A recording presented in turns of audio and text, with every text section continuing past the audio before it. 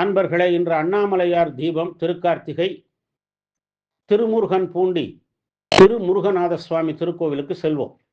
இத்திருக்கோவில் அவிநாசிக்கு தென்கிழக்கே 5 kilometre தொலைவிலும் திருப்பூருக்கு 8 kilometre தொலைவிலும் அமைந்துள்ளது. முருகப்பெருமான் சூரனை வதம் செய்தமையினால் பிரம்மஹத்தி தோஷம் பிடித்தது. உடனே திருச்செந்தூரில் சிவபூஜை செய்து தனது தோஷம் நீங்கிட வேண்டினர். உடனே சிவபெருமான், உன் வேலை வீசி எரி, அது எங்கே குத்திட்டு நிற்கிறதோ அங்கு ஒரு நீர்நிலை தோன்றும், அதில் நீராடி எம்மை பூஜித்தால் உனது தோஷம் நீங்கிடும் என்றார்.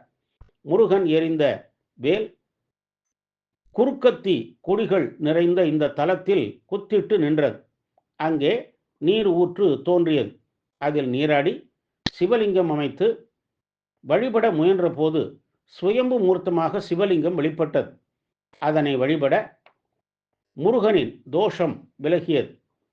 அந்த தோஷம் வேப்ப மரத்தடியில் உள்ள கருங்கல்லில் குடிகொண்டது. இந்த கல்லை இன்றும் கோவில் அருகே காணலாம். முருகப்பெருமான் பூஜித்து ஈசன் திருமுருகநாதர் என பெற்றார். சுந்தரமூர்த்தி நாயனார் சேரமானிடம் சென்று பொருள் பெற்று வந்தபோது சிவன் வேட வடிவம் கொண்டு அவற்றை பறித்து சென்றார். சுந்தரர் மனம் வருந்தி சிவபெருமான் மீது நிந்தாஸ்துதியாக ஒரு பதிகம் பாடிட இறைவன் காட்சி தந்து பொருளை திருப்பி கொடுத்தார். சுந்தரர் அருள் பெற்ற தலம் இது. ஆலயத்தில் இறைவன் சுந்தரர் பொருள்களை மறைத்து வைத்து இடத்தை இன்றும் நாம் காணலாம். 9ஆம் நூற்றாண்டிலே இந்த ஆலயம் கட்டப்பட்டுள்ளது. அகத்தியர், மார்க்கண்டேயர், துர்வாசர் போன்றோர் வழிபட்ட தலம். விண்ணுலகிலிருந்து துர்வாசர் எடுத்து வந்த மாதவி கொடிதான் இங்கு தலவிருட்சம். மேற்கு நோக்கி ஆலயம். ராஜகோபுரம் இல்லை. கருங்கல் தீபஸ்தம்பம் முன்புறம் உள்ளது. அடுத்து 16 கால் மண்டபம். இங்கு விநாயகர் சன்னதி. வலப்புறம் பிரதான வாயில்.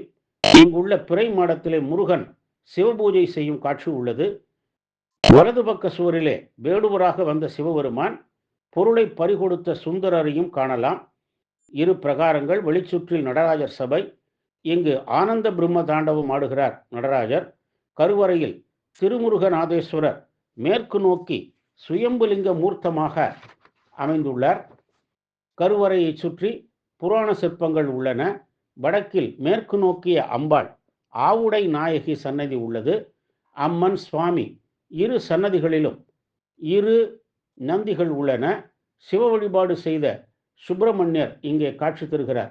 சண்முக தீர்த்தம், ஞான தீர்த்தம், பிரம்ம தீர்த்தம், மகாமக குளம் என 4 தீர்த்தங்கள் இங்கு உள்ளன. இவற்றிலே 48 நாட்கள் நீராடி ஈசனை வழிபட சித்த பிரமை அகன்றிடும். கேது கிரக தோஷம் நீங்கிடும்.